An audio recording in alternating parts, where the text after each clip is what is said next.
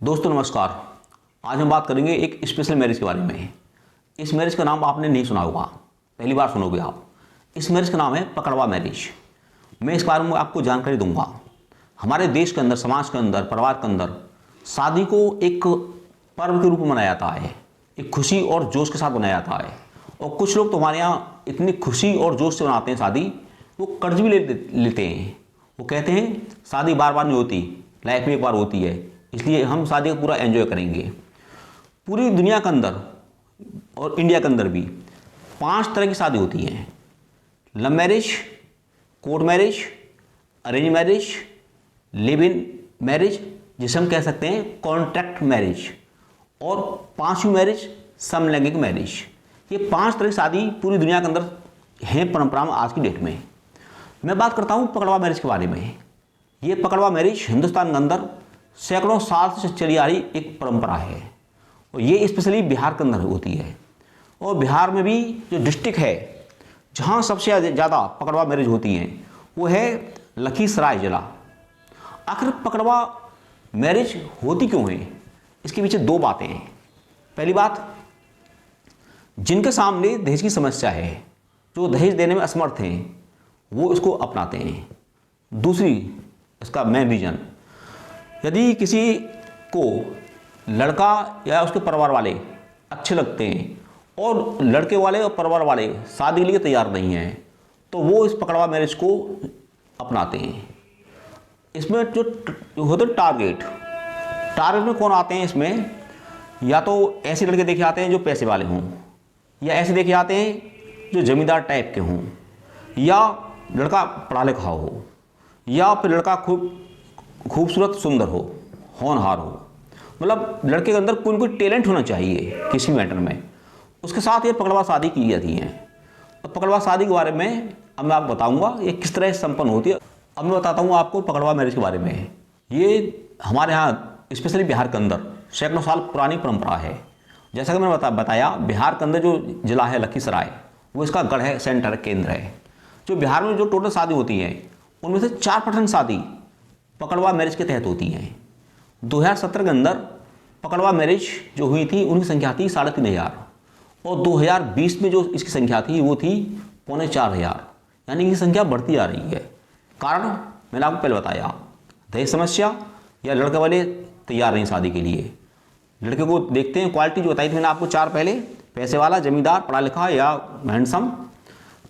तो वहाँ परंपरा क्या है, लड़की वाले लड़के को जबरन उठाते हैं, उठा करके अपने घर में रखते हैं, और जब तक लड़का लड़की के लिए हानि करता शादी के लिए कि मैं तैयार हूँ, चाहे 1 दिन, 2 दिन, 1 महीना या 2 महीने, तब तक उसे वहाँ कैद रखते हैं वो अपने घर में। और जब वो हाँ कर देता है तब उसको छोड़ते हैं। इसमें 2 बातें हैं।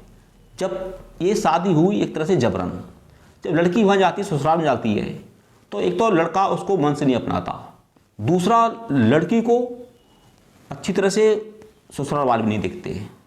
और ताजुब बात ये है, आप जानकर ताजुब करोगे आप, बिहार के अंदर गैंग बने हुए हैं इस प्रकार के, जो पैसे लेकर के पकड़वा शादी करवाते हैं।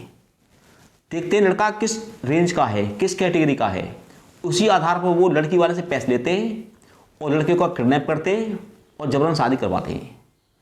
17 साल का लड़का 12वीं क्लास का स्टूडेंट था, पढ़ के आ रहा था, इसी तरह उसके साथ वो किया, गैंग ने उसका किडनैप किया, 23 साल की लड़की के साथ उसकी शादी करवा दी जबरन। एक और एग्जाम्पल देता हूँ आपको। इंजीनियर का स्टूडेंट, वो इंजीनियर कर रहा था, वो जब आया, लौट के आ रहा था स्कूल से, कॉलेज से अपने, तो उसका पकड़वा मैरिज वाले जो गैंग थे उन्होंने उसका किडनैप कर लिया, और उसको किडनैप करने के बाद लड़की वाले घर रखा कैद।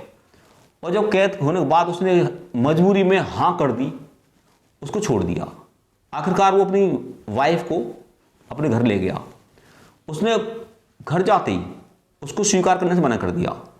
उसने पूछा क्यों, उसने कहा यदि कोई मेरी शादी जबरन भैंस से करवा दे तो क्या मैं भैंस को अपनी वाइफ मान लूँगा। तो ये एक एनामोली है, एक विसंगति है समाज के अंदर। इस विसंगति को दूर होना चाहिए, सामाजिक कुरीति है। पकड़वा मैरिज के ऊपर एक फिल्म बनी थी इंडस्ट्री के अंदर हमारे यहाँ, उसका नाम था जबरिया जोड़ी।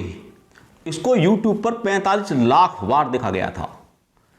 ये तो थी आपको दी जानकारी इसके बारे में, पकड़वा मैरिज क्या होती है। अब हमारे समाज के अंदर, भारतीय समाज के अंदर जो शादी जो होती है वो 8 तरह की होती हैं। उनके बारे में थोड़ी सी आपको जानकारी दूंगा।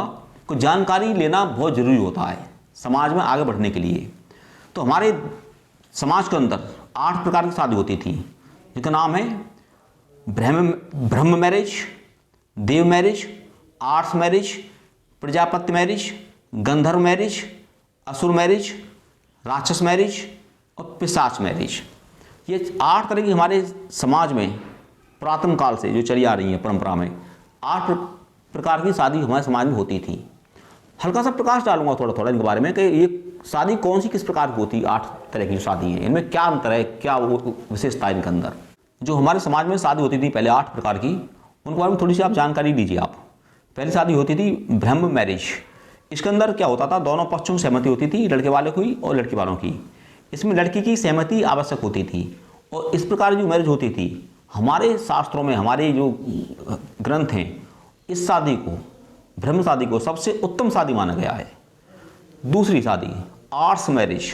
इसमें क्या होता था, इसमें लड़के वाले लड़की की कीमत लगाते थे, वैल्यू तय करते थे, इतने पैसे हम शादी करेंगे, वो पैसे देते थे और पैसे देने के बाद लड़की से शादी करते थे। इसे अच्छा शादी नहीं माना था। अगला है प्रजापत्य मैरिज। इसमें लड़की की सहमति के बगैर लड़की वाले को लड़के वाले पैसे देते थे और जबरन शादी होती थी।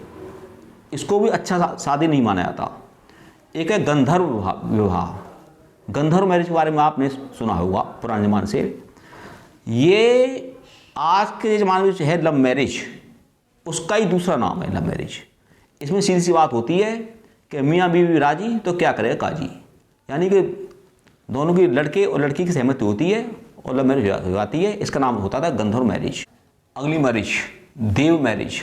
यदि कोई लड़का अनमेरिड है, उसकी शादी नहीं हुई है, उसके घर में कोई धार्मिक क्रियाकलाप है, उसमें वाइफ की आवश्यकता है, तो इस शादी में लड़का लड़की के सामने प्रपोजल रखता है कि मुझे धार्मिक कार्य के लिए शादी करनी है।